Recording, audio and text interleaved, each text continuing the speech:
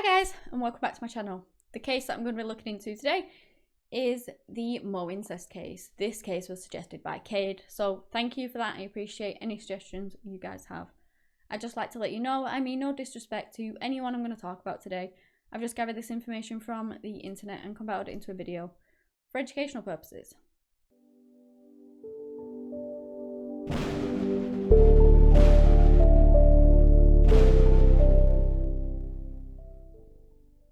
This case actually occurred in the Australian town of Moe, Victoria, and would be come to known as the Moe Incest Case because of that. And because no family names were ever revealed to the public, so we don't know anything. They're just referred to as, within the case, M and later on Catherine X, but like I said, they're not the real names. We don't know what they're called. We don't know this family's name at all. This case actually first came to light in February of 2007 when a woman who, as I said, was known as M for legal reasons, went to Victoria Police to report her father, who was 63 years old at the time, for years and years of abuse that she'd endured under him. He was actually referenced as RSJ, so obviously when I say that name, that is who I'm talking about, her father. This case was actually likened to the case of Joseph Fritzl. RSJ actually began sexually abusing his daughter from the age of 11. He would also keep a prisoner in her own home. He practically wouldn't really let her go out. When he did, she would never on her own. Essentially keeping a prisoner in her own home between 1997 and 2005. The police were actually already aware of the abuse because M had previously reported it in 2005, but they couldn't actually do anything about it because she came forward with these claims, and her father then actually threatened her family, her mother, her sister, brothers, and so she obviously panicked, she got worried, and she was scared. That was her family. He was threatening them, and she really didn't want to cooperate with the police after that because she thought that her actions might endanger them, and so she didn't. And who can blame her? Who is gonna try and go to the police and things like that when your father, who has been abusing you for all of these years, has threatened his family? Because he's obviously capable of doing vile and terrible things, and you just don't know how far that can get pushed. And so maybe he would hurt them, maybe he would do something to them, and so I can't blame him for that. Apparently the Jaith family had actually been known to the police for 30 years.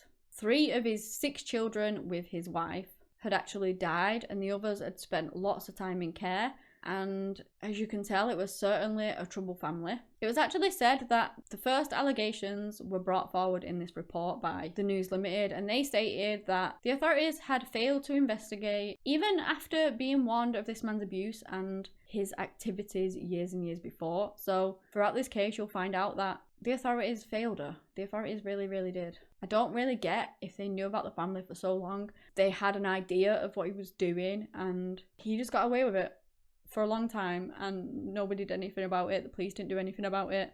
They didn't check into him. They supposedly knew that this abuse was being dished out on his kids, and they just didn't care. It was never uncovered. They never looked into it. I just don't get why. M was sexually assaulted by her father almost every day for years and years. And of course, as she got older and she hit puberty, it gives you the ability to conceive children, and so she got pregnant by him.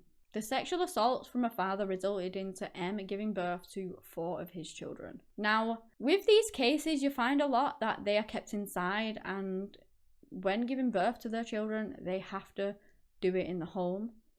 Normally, they just fling them a book and just, do it yourself and deal with it yourself, and they have to go through it alone. But he actually allowed her to go to hospital for all 4 births.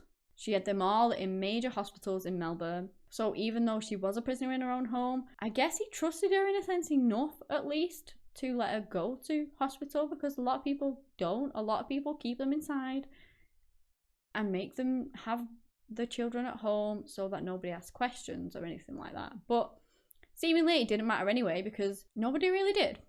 The birth certificates never got a father's name put on it. Not one person questioned it. Not one person asked who the father was. Nobody seemingly cared, and that raised concerns actually at the time, because this family was known for abuse, and yet nobody asked anything. Nobody helped her, nobody asked questions, nobody did anything. As I said, he let her go to hospital. He trusted her in a sense. Maybe he actually threatened the family at home. If you say anything, I'll kill him. I don't know. But he must have trusted her enough not to tell anyone. Either way, she gave birth to her daughter, who actually did end up dying from severe brain damage and respiratory development problems at the age of only 11 weeks old. Once more, no questions were asked. No nothing. She also went on to have 3 sons, all of which have some form of disability. 2 of her sons are severely intellectually disabled, which can affect their everyday living. Obviously, it depends on how severe that is, and I don't know.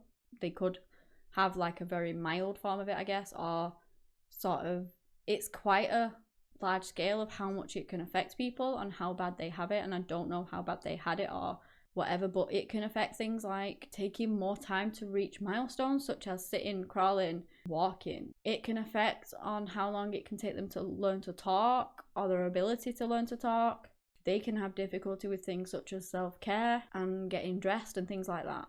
Not only that, it can lead to behavioural and social problems, amongst quite a few other things. As I said, I don't know whether they had any of these effects, but these are just the generalised ones. How bad these boys had it, I just don't know. But depending on how severe these symptoms were, could mean that they could really struggle sort of with normal everyday life, and that they possibly need sort of a lot of help, like I said, depending on how bad it was.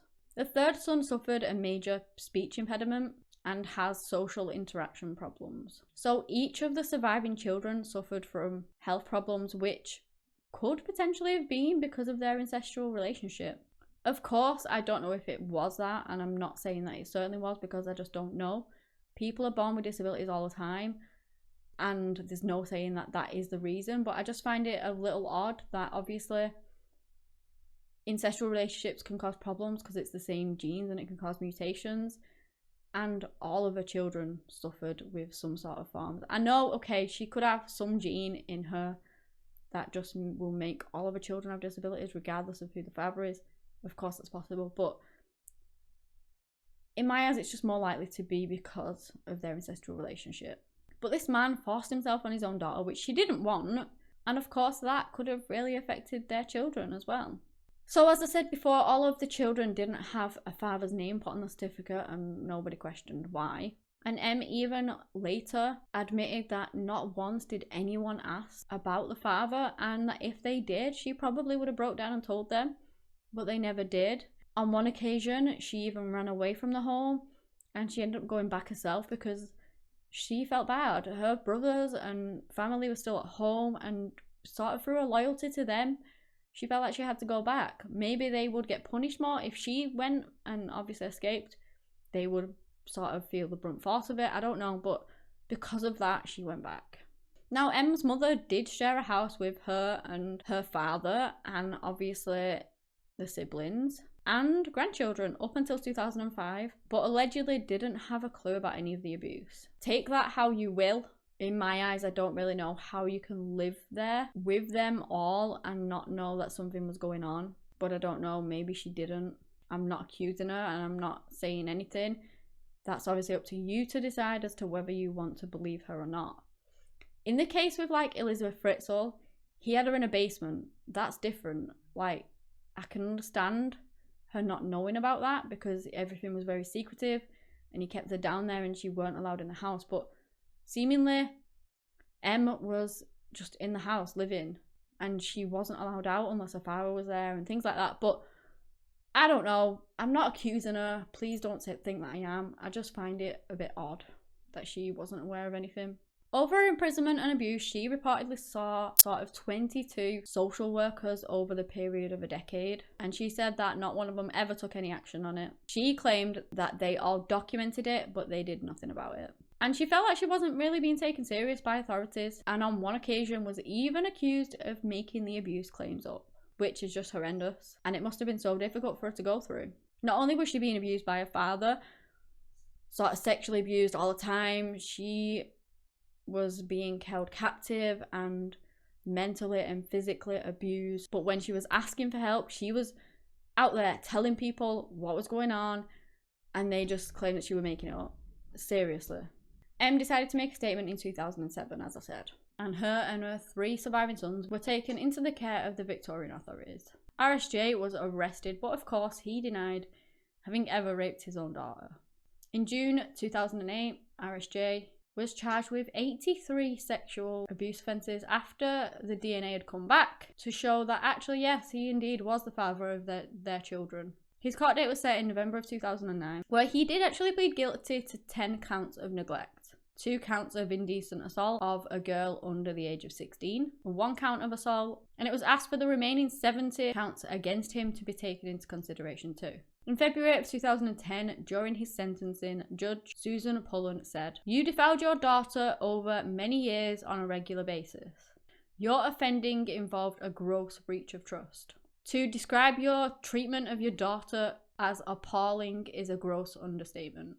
RSJ was sentenced to 22 years and 5 months imprisonment, with a non-parole period of 18 years. He also was placed on the sex offenders list for the rest of his life. He did actually put in an appeal against his sentence, but that was just dismissed on the 29th of June in 2012. The sentence he actually did receive is a Victorian record for an incest case. Nobody has ever received a sentence as long as that for an incest case before there. With the time he remained in custody taken into account, he will be liable for parole in February 2027. And when this happens, if it ever happens, because some people don't actually get parole, they get refused it, he will be the age of 84. M has since spoken out about her ordeal with the controlling father that imprisoned her and abused her for decades, stating that she was failed by the system, and it would seem that she actually really was failed by the system. She tried to tell people on numerous occasions, but no one believed her, no one ever did anything about it. It was just awful. They just sort of dismissed her as lying, and I don't know what even the social workers were doing, because there were 22 of them. They marked it down and did nothing about it. What on earth? How do people get away? That's the job. That is what they are trained to do. And they didn't do it, so I just don't know. Her eldest son has since learned about who his father was due to the media. At this point, I'm not sure whether the other sons know, but at the time of me reading that information, they weren't aware as of yet who their father was. Whether they know now, I don't know. She said she still feels no emotion for her father, a controlling man who is now in jail after being charged with hundreds of counts of rape and abuse.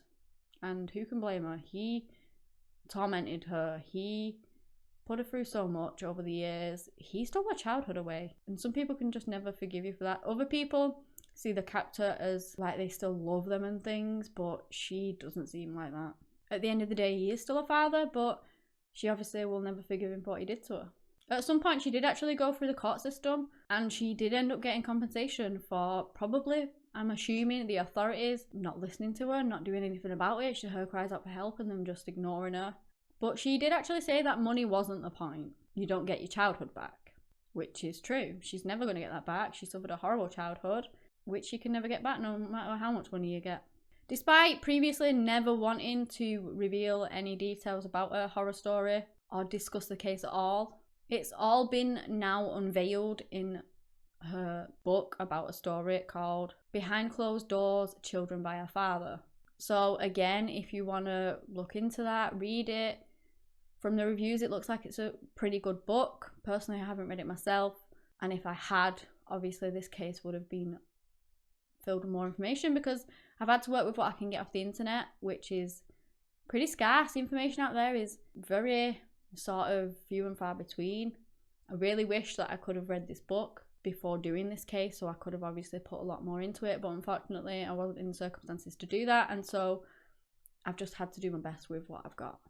But yeah, if you really want to read this book, then be my guest. It's online, that's the title of it, and supposedly it's a good read. Em went on to say about the book, she did an interview, it had to be out there because it goes on a lot in families. It still goes on a lot in families. It does happen still, a lot of the time, they're not listening to kids, which was her experience in it. She really urges social workers to take children seriously. She said, get out in the real world, listen to kids, kids are honest. I found this case really sad. All of the incest cases are just awful. Like, your father is supposed to protect you. It's supposed to be unconditional love, and they just feel like they have the right to lock up their daughter and sexually abuse them and mentally and physically abuse them and just take away their childhood and sometimes their adulthood too, depending on how many years it's gone on. And it's just awful. They don't have that right. Nobody does. So these kinds of cases really, really scar people and are very traumatic. And all you can hope from truly is that now that he is in jail and he's behind bars, she's free from this controlling man, her and her sons and her family can finally just sort of move on with life. Like I said, they're going to be scars. There's going to be trauma. Of course there is. But you just have to hope that they can get through that and move on and put it behind them as best as they can to live out the rest of their life doing what they want to do, happy, free, just able to go out and do what they want, which they should have been doing all along, but unfortunately the circumstances didn't allow that. So yeah, that's the end of this case. If you guys have any more suggestions, let me know. I'll look into them for you. Give me a big thumbs up if you enjoyed it and subscribe to my channel for similar content. But anyway guys, that's all I have today on the Moe Incest case. Thank you so much for watching, and until next time, bye.